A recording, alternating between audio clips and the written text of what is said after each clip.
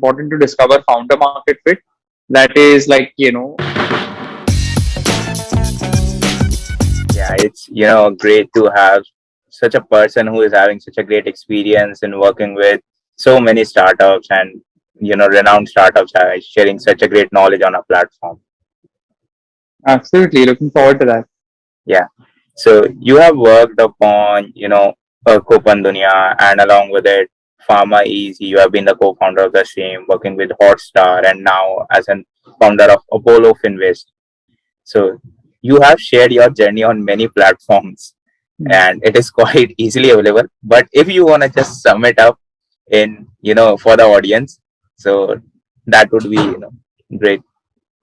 Awesome. Yeah, sure. So, my journey is pretty, just to give you maybe a 2 minute summary, right? So, I think I completed my engineering in Mumbai back in 2010. Went on to obviously do my master's from, CMU, which is in the US. Completed that in about December 2011. And then, really, after that, in the last decade, as you basically mentioned, I've been building digital companies and platforms. Um, Prior to Apollo Finvest, I was the co-founder at PharmEasy, which is, of course, one of the largest online medicine delivery companies in India. Then I went on to basically lead product and growth at Hotstar. And now I'm, of course, the managing director and CEO at Apollo Finvest, which is a public listed NBFC, where we basically work with pretty much most of the fintechs in India to enable them to offer digital loans, to their audience. So basically, what we do is we deal with startups which are very early stage. Either they want to start with a startup, their company, or they have started and facing certain issues in that stuff. So, Yeah. was there any dilemma when you started with your first company that you should go for a job or you should start with a company? Because at that point of time, the startup ecosystem was not developed at it is right now, and the VCs and investors and all that stuff was not at that much renowned and all that stuff. So, what's your take on that? What's your in dilemma, something like that? 100%, right? So I think when I came back to India, this is 2011, and that time obviously startups were not mainstream at all, right? Today, I think it's fairly normal, to work in a startup, right? Like, every digital company today basically is a startup, right? So it's pretty normal. Like you can work at a Flipkart, you can work at a Khatabook, you can work at a Zomato. All of these companies, refer to themselves as startups, and it's pretty normal to be working in such companies, right? But obviously in 2011, it wasn't the case. But largely like what I believe, right, and this is true for I think uh, pretty much everybody, right? I think they should just keep the following things in mind when you're, thinking about your career, right? Number one, always try to find good people to work with, right? People that will teach you things. So it's very, very important, at no matter at what stage of your career you're at, right? Be around people that you respect and you can learn a lot of things from, right? And I think second is, ultimately it's very, very important um, that you're doing something that you actually enjoy doing, right? If you keep these two combination of things at the back of your mind while making career moves, you'll always make the right moves, right?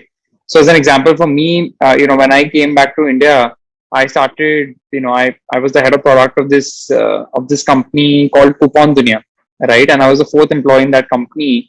And back then, working at a company like that, friends and family, everybody used to just think of this as not a startup, but like a company with just a funny name, right? And almost like a college project or something like that, right? But for me, I found it pretty exciting because I was working with young people, people who I respected.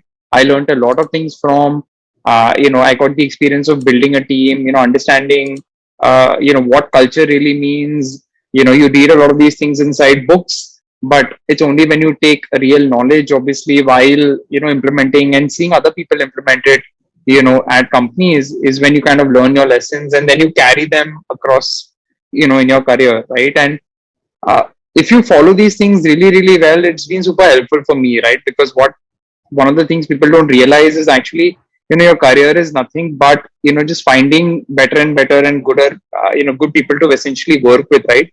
Because if I find good people to work with at Coupon Dunya, similar people I could take into my next company, PalmEasy, right? Like a lot of people who joined us at PalmEasy were from Coupon Dunya, right? Similarly, a lot of people who joined, me at Hotstar were from PalmEasy, right? As an example, and a lot of the benefits I, got at Apollo when I was starting out, a lot of the people who joined us at Apollo were either people who I had worked with at either Hotstar, PharmEasy, or a Coupon Dunya, right? Or as an example, people who are close to those people, and that kind of referral system also helps you a lot, right? Because if you work with an A plus person and they refer saying that this other person I've worked with and that person is awesome, an A plus person will always refer an A plus person, and a B person will always refer a C person, right? So you always want to work with A plus people because it just helps you in many ways in your career. Basically, I have also read the same stuff in a book, that's you are the average of five people you are surrounded with.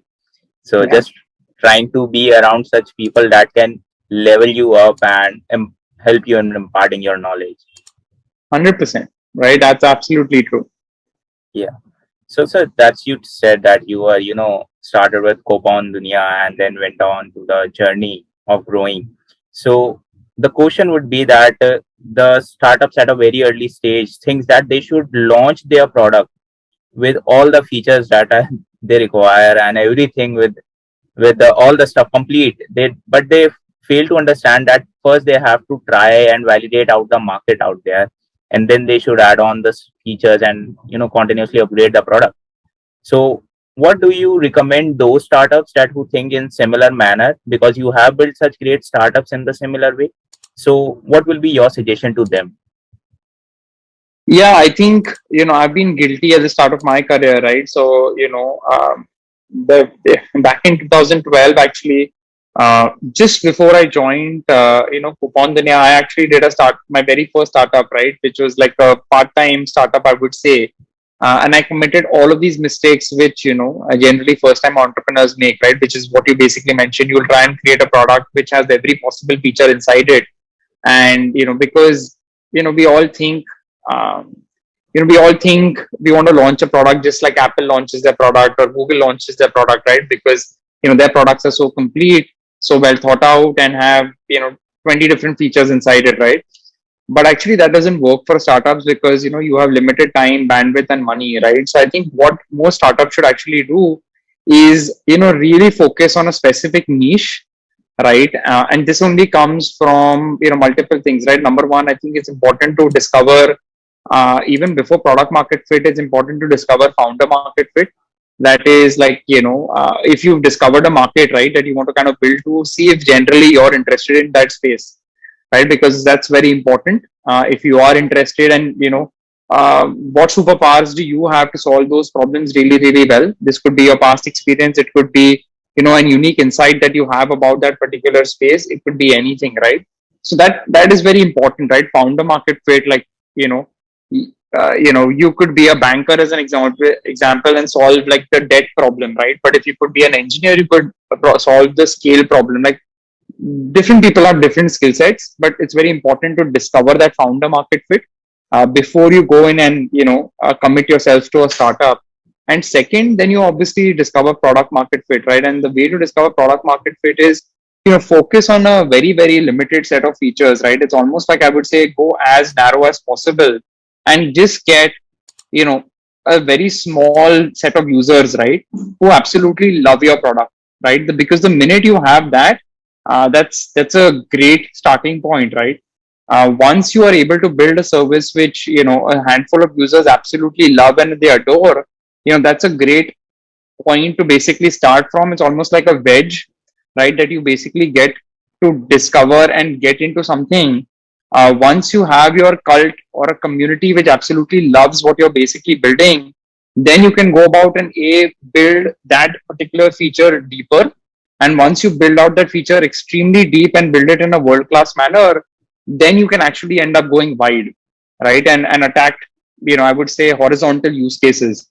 The reason why this works basically as a strategy, right, is because no matter if you're Microsoft, Apple, Paytm, Zomato, all of these massive companies, right? ultimately for a narrow use case, they are, you're all competing with the same team size, right? Probably there 10 people are working on the same problem. At your startup also you have 10 people working on the same problem, right? The difference is that, you're going to give it all because that's what your entire company is all about. In their case, they have obviously many, many things to, do. So it's very rare to see big companies, go deep into a particular vertical.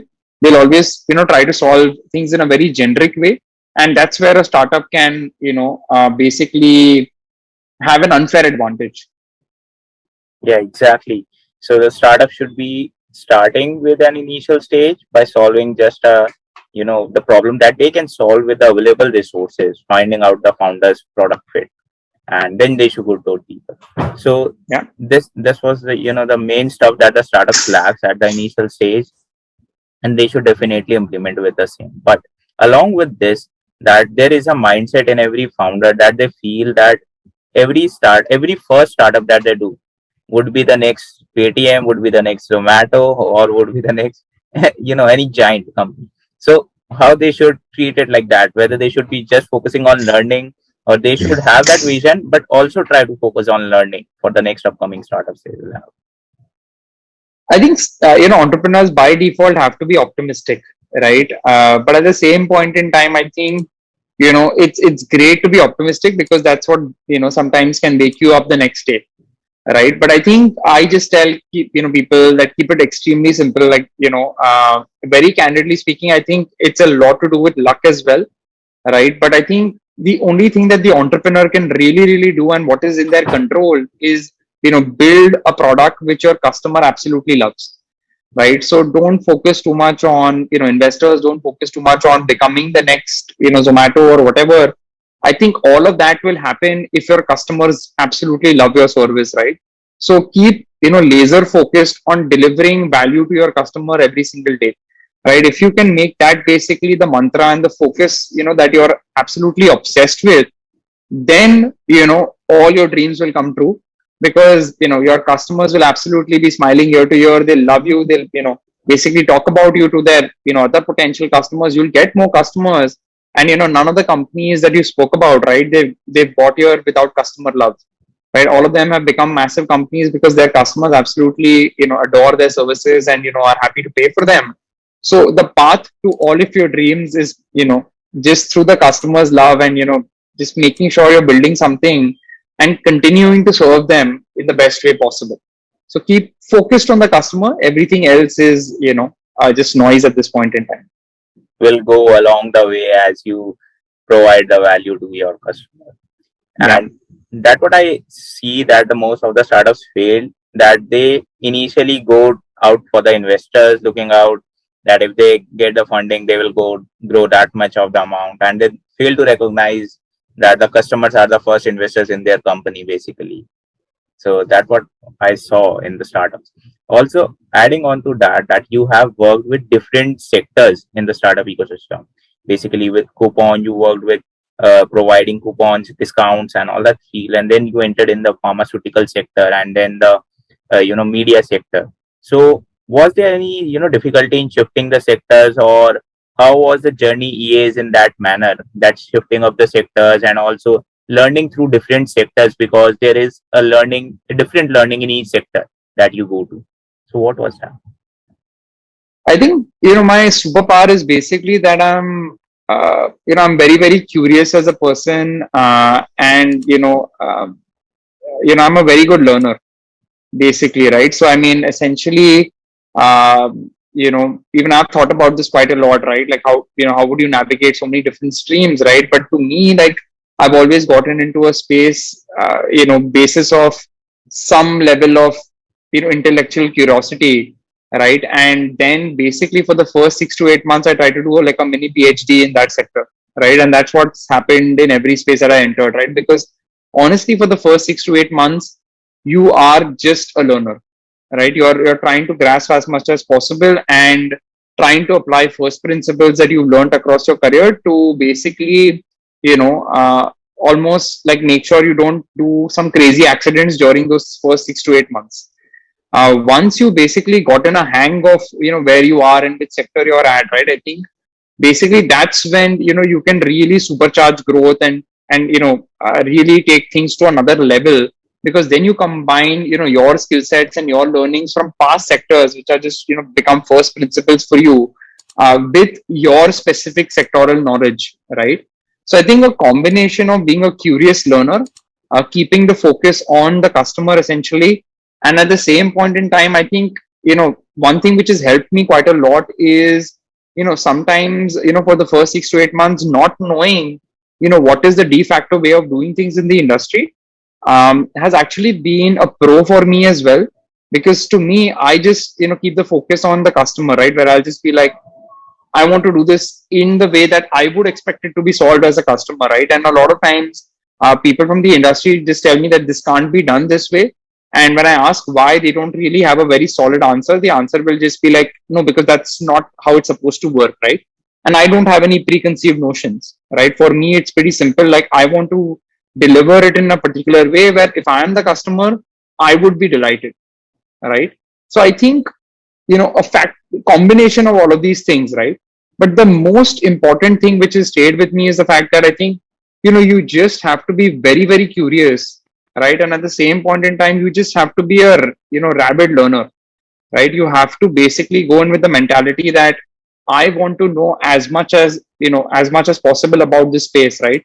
And the way I really do that, right, is especially I followed this quite a lot at Apollo, because whenever you do a second time your own company, you're quite paranoid, right? Because you first time, it's almost like you don't know what can go wrong, right? You're optimistically naive, right? Second time, you know everything which can go wrong, so you try to basically not make similar mistakes that you've done the first time. So the second time, at Apollo, like almost like for the first 6 months, I basically spoke to as many fintech founders, who would take my phone call, basically, right, just to understand the industry, understand what things are working for them, understand things which are not working from them.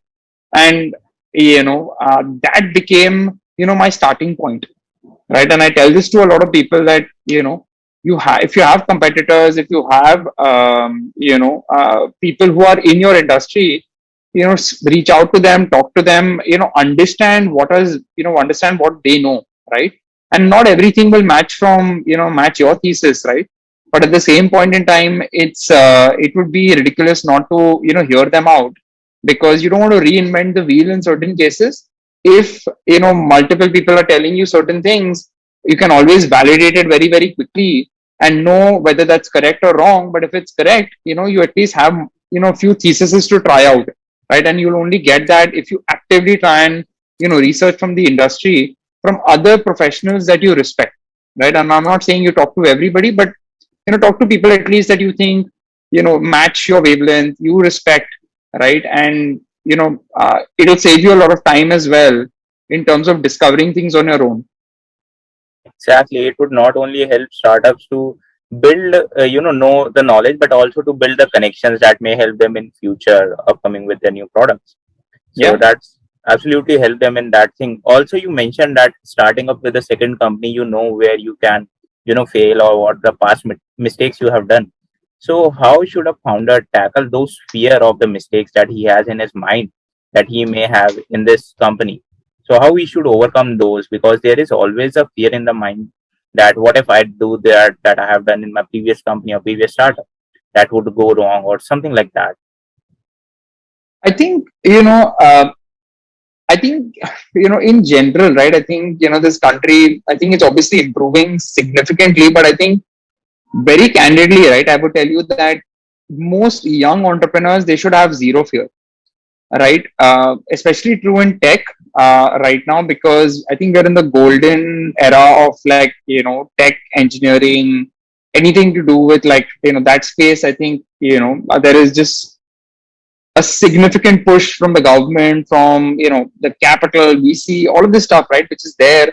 The infrastructure to build digital companies today is phenomenal, right? Like, whether it comes to talent, whether it comes to capital, whether it comes to ideas, even regulators, everybody is aligned, right? So fundamentally, I think the only reason that a person should be a little bit wary of doing a startup is um, if you have financial burdens, right? Then definitely, I think it can be scary. But if you're young and you don't have a lot of financial burdens, right, of or other dependents, I should say, right, because if your lifestyle basically is very flashy, right, I think you can always tone that down, right? But if you have dependents, it's a different story, right? Because obviously then you're responsible for other people from the financial perspective as well. But if you're a founder who doesn't have that, right? If you're a founder who is doesn't have dependents, or has some savings, who can build a startup in that way, then honestly look at a startup as, I think there are only two outcomes of a startup, right? uh, Outcome number one is you're successful and the company ends up doing really well, and you're a proud owner of a great company. I think outcome number two is the company may not go as well, but you will definitely come out on the other side a much smarter person with a lot more knowledge, right? And again, given the world today and the space that we are in today, and the requirement and the appreciation of technology talent today, right, or entrepreneurial talent today, as long as you come out on the other side with a lot of learnings and a better team member, if you come on the other side a better team member, I don't think you'll have a dearth of job offers, to be very honest, right?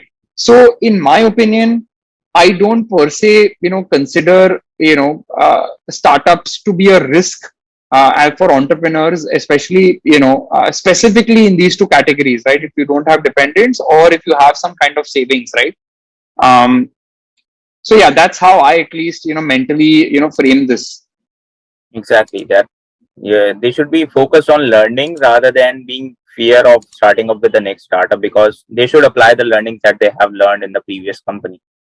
Yeah, Also, there is a you know great role of a team behind every successful startup. And coming across many startups, I founded one thing, that they are not able to find a team. Also, if they found, they are not able to check the person or know the person whether he fits best according to themselves or not, whether their wavelengths match or not. And so how do you see that thing, that if you want to get a team, uh, you know I suggest them to go out to colleges and their college and meet out their friends who suggest, but still they face some problem. So what you will suggest them to get, how to build a great team basically on that?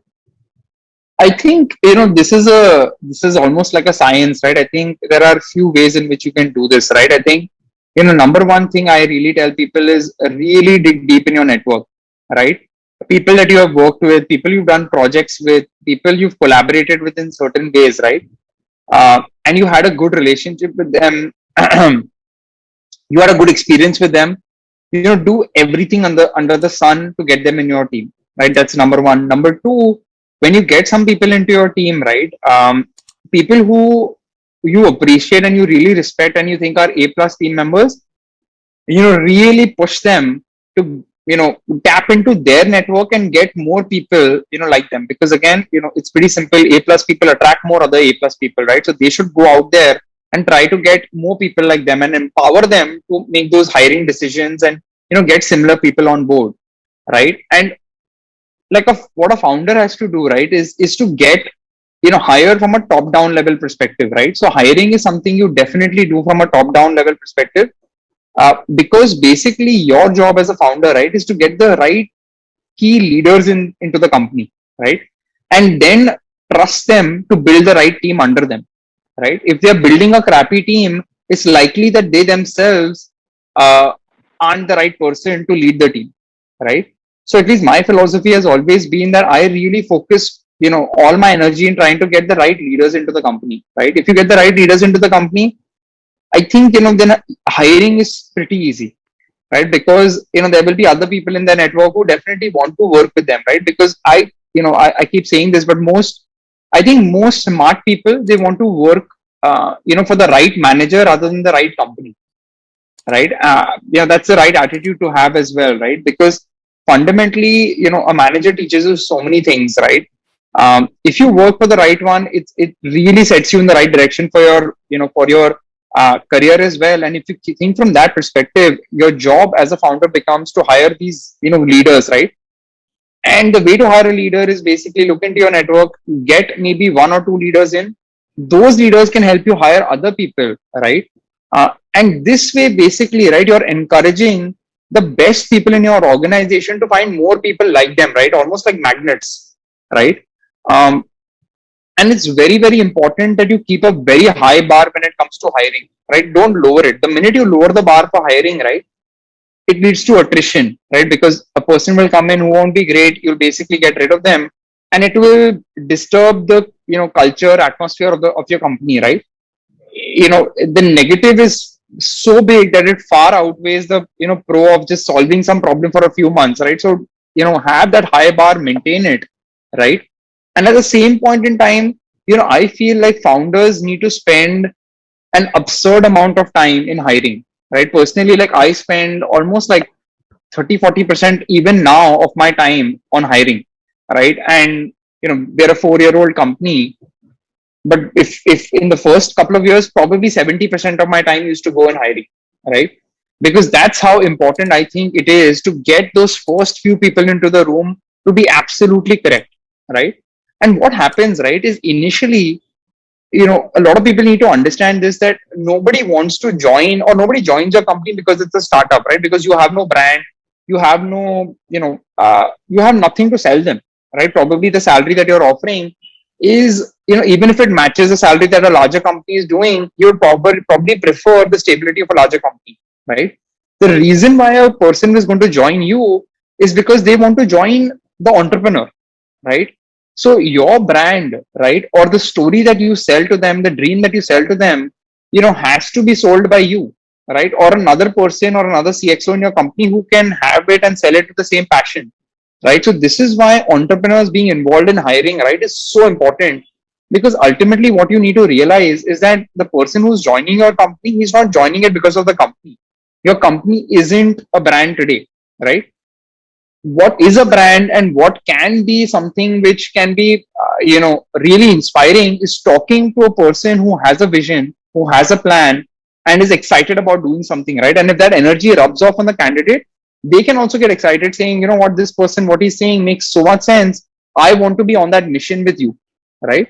So if you keep this, right, if you keep this mentality, right, dipping into your network, encouraging the best people in your team to basically go out and keep building, and at the same point in time spend a lot of time pitching, hiring, all of these things combined will get you the right base layer of people into your company, right?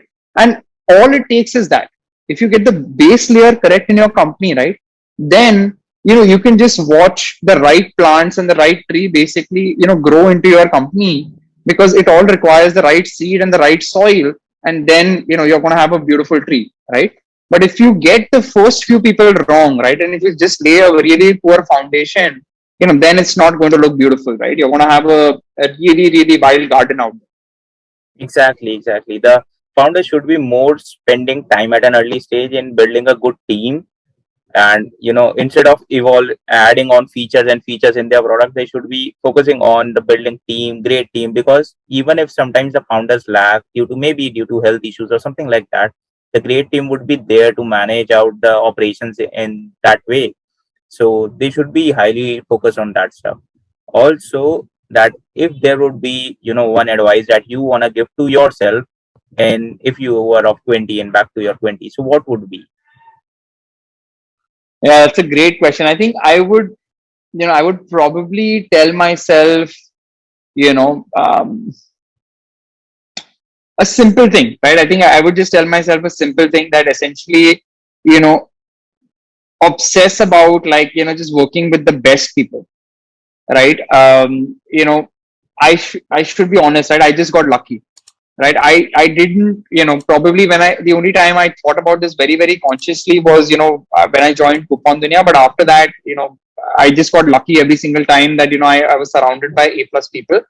But, I would, if I was to tell myself that, right, some piece of advice when I'm 20, I would just say, forget about like, when you're talking to a person, right, like either becoming part of their team or, doing a startup together, just focus on quality of the opposite person, right? If that person, you want to be around that person, the answer should be yes, right? Forget about commercials, forget about, how much he's paying you, what is happening. All of that is absolute noise, because, I always tell people that, if you want to be top 10%, right? And I think for me, like, I'm pretty simple. Like, I think life is too short to do something where you're not in the top 10% of something, right?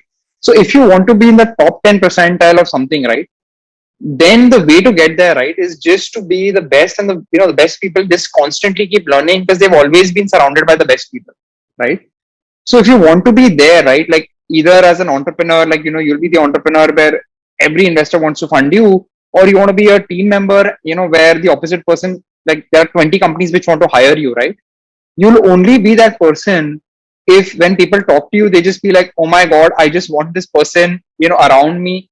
You want to be that person, that you were hunting for when you were 20, essentially, right? So, if you keep that kind of mentality, you will be in an amazing place by the time you're 30, 35, 40, whenever, right? You will be that amazing person because you would have just followed the path of being around the best people, right? So that's the biggest piece of advice I would probably tell myself. Basically, that to take right actions, you need right mindset, and for the right mindset, you need the right environment, and for the Yeah, environment, you need to be kept between A plus people so that you can get out there. And yeah, also, like that you said, likely that you are to be A plus people, and you should be there to get that mindset and the learnings. So most of the founders, even if they get out somehow, reach there, but they are in such a hurry that they want to be to that, like that, and they want to be in his place or her place. So what is the your take on that? Because they are impatient, what I found it, and the patience can be the eighth wonder of the world, because even if you see the compounding and other aspects also. So what's your perspective on that? uh, I mean, I would just tell, I would just say this, right? Like, I think to build a career in anything, right? Like, fundamentally, I think it takes a decade to build a career in anything, right? I think, again, like, I would just go back and tell, when I was like 22, 23, 24, I was very impatient, right? I wanted to be, I wanted to earn more money. I wanted to, like, get it into a better position, do all of those things, right? Like, which every, young, enthusiastic person who's like really passionate about their career wants to do. But I think over a period of time, what you kind of realize, right, is that, there's no point rushing these things, right? Because ultimately, the most important thing is essentially that, it's important to be going into the right direction rather than just rushing into any direction, right? And this is a philosophy that I follow in the start in my own startup as well, right? Like, I mean, a lot of people say this, that, it's all about growth, it's all about like moving fast and all of these things, but I think, that's not correct in my opinion, because, if you can go really really fast, right, but if you're going in the wrong direction, it doesn't matter, right? Because you'll have to just, or it's time based, basically capital based, everything like that, right? It's very important to basically make sure fundamentally you're moving in the right direction. And if that answer is yes, then you move absolutely swiftly and quickly, right? So, I think people should, depending on obviously the situation, is very, very important to make sure that, you think very, very thoughtfully, right, about what is the right direction you should be going into, rather than just pushing, the team or yourself. Just, just keep, let's just going, let's just go and, do things fast, right? Because it's not about just doing things very, very quickly, right? It's about just making sure you're headed in the right direction. That is more important than anything. That's true. And also, we usually we take a few questions on Twitter, the people who want to ask from you. So one of the person tweeted that he wants to know about how you see privacy as a concern as growing in India, because you have been working with Hotstar, and there are various privacy issues that happens throughout the OTT platforms. So he wanted to ask you a question that how do you see privacy, and how do you see the evolvement or the journey of privacy in India?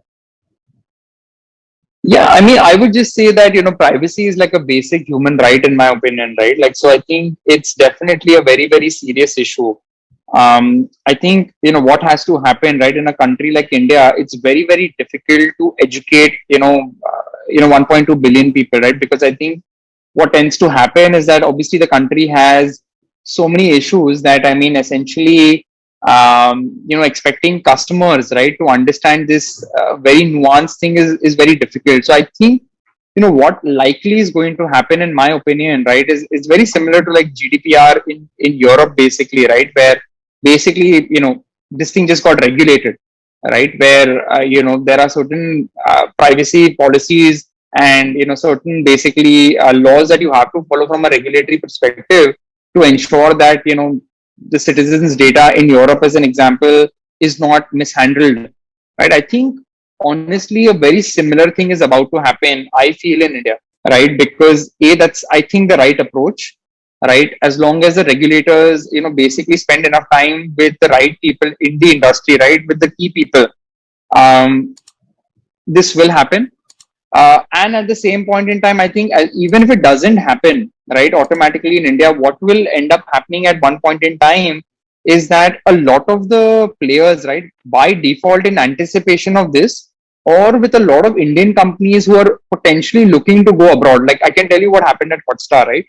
Because Hotstar basically ended up going to other countries where we had to adopt, those basically privacy practices that we had to adopt in those countries. Our Indian privacy, basically levels automatically just, got improved, right? Because it's not like, as an example, from a code based perspective, I can do something, differently in Europe versus in India, right? The code base is all the same.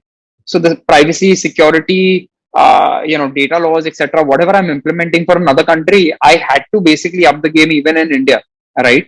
So I think, what's going to end up happening is, for a lot of these massive companies which are international, you'll already see them abiding by, you know, um, I would say, world class, basically, privacy and,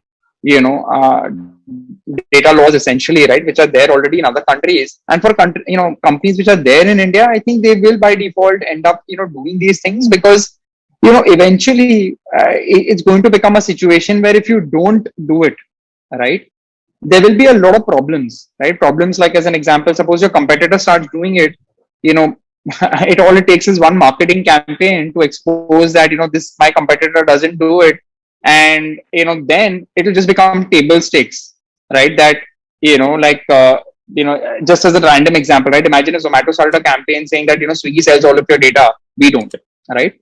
Then, Swiggy has to respond, right? And they can always tell some other thing about Zomato, but at the same point in time, they have to solve this problem if it is true, right? Um, I think that's one point. And I think second, what will happen with, obviously now with COVID, everything is going digital. Cyber security is also a major thing, right? So I think, again, over there, right, from a reputation perspective, from a trust perspective, you have to do things in a world class way, right? Because tomorrow, if you're caught with your pants down and somebody hacks into your database and, exposes customer data, to win back that trust is going to be very, very difficult, you know. And I always say that, what, like, you are one big scam away from, getting massively hit, right? Like, as an example, just imagine what would happen to a company like an Urban Clap, as an example, right? If that database got exposed, and looking at that database, basically somebody went and robbed a house, right? So, if that basically something like that happens, right, Urban Clap would be in deep trouble. So, companies are beginning to think in that direction, that it is actually, forget about the customers, it's actually in their best interest to make sure that they keep this data extremely secure, because tomorrow, if something wrong happens, their company could basically suffer tremendous losses, right, because of something which they didn't take seriously. That's true. That's true. Even with an increase in population, we are also heading an increase of data breach losses, basically, where the people Yeah. are facing the similar issues, even if it is Domino's or any other which faces the similar issues. Also, so this was, quite, we have talked about the data breach, and we have talked about the team stuff, what the startup should be focused on. anything apart from the startup industry that you want to give through the personal life experience, that the mental issues that an entrepreneur face, that the stuff that the entrepreneur has to go through. So apart from the entrepreneur side, but the mental and human side, what will you have part on that? Yeah, so I mean, I would just tell everybody that, number one, being an entrepreneur is incredibly hard. I know we're constantly surrounded by this news of, like, every day 1,000 startups keep getting funded. And as an entrepreneur, sometimes you can feel like, I didn't get funding, right? Like, what's wrong with me? But I think what people should understand is fundamentally, right, behind every fundraise is probably 1,000 no's and one yes, right? And at the same point in time, the mission of every startup should not be a fundraise, right? The mission of every startup is customer delight, right? So just focus on that. If you have happy customers, you have a fantastic startup, right? Number two, your life is not your startup, right? I have made these mistakes, so I'm, very conscious of them, now. Your life is not your startup, right? You need to have other aspects in your life which basically make you happy, whether it's your friends, whether it's your family. Spend time with them, have a smile on your face. Because if you don't do it, right, ultimately you will get burnt out and your startup will suffer, and you will fail, right? In order for you to deliver the best on a Monday morning, right, you should have had, like, some kind of downtime with your family, with your friends, away from this thing, so that you can attack a problem with a fresh mind, basically, right? Incredibly important. Number three, you know have people that you're honest with, right? Because most of the time, as an entrepreneur, you're constantly pitching, right? You're constantly telling everybody that, hey, everything's amazing, numbers are 100% up, 200% up, 500% up. You're constantly in this pitch mode to everybody, right from team members to new hiring people to investors, etc. I mean, it's fine to have this brave face on to everybody, but do have mentors in your life, or whoever, right? It could be a friend, it could be family, it could be a mentor, who you're being honest with and actually discussing real problems that you guys are actually facing. Because, like, I mean, you need to talk about it, so that somebody basically advises you on how to deal with these situations. And secondly, talking it out, and just letting it out, right, can be very, very therapeutic, right? So this is very, very important, right? No matter how, who you're thinking of, even Tim Cook, right, who's basically the CEO of Apple. Even he has millions of issues, right? Like, it's impossible. There's not a single CEO, founder, entrepreneur, whoever you can think of, who has a life who's absolutely amazing, no matter what it looks from the outside, right? Everybody is slogging and getting their butts kicked, 365 days a year. Entrepreneurship is about, like, probably 80% of the time facing a lot of crap, for 20% of the time getting such victories that keep you going through that remaining 80%, right? So, very, very important to understand this and absorb this, and know that this is the reality, when you kind of do these things, right? And ultimately, I would just say, fundamentally, like, one thing which is very, very important is just, don't go chasing somebody else's dreams, right? Like, if somebody else wants to create a $1 billion startup, ask yourself, what do you really want, right? Do you want a $1 billion startup? Do you want, like, a small business which generates profit and is amazing? Or do you want to be a great team member in a $1 billion company? Do you want to, whatever you want to do, right? Ask yourself that question, chase that goal and that vision, and chase that happiness, right? Because ultimately life's about, just being happy, right? So if you're not happy at the end of the day, I think you need to kind of really introspect and chase what brings you personal satisfaction. Yeah, that's true. Basically, they should know the difference when they should work and when they should take a break in the life and the startup ecosystem. Yeah. So this was all about the learning from you and having great knowledge and sharing cool stuff and answering few questions of the startup. So we got to know great knowledge, great learnings from you.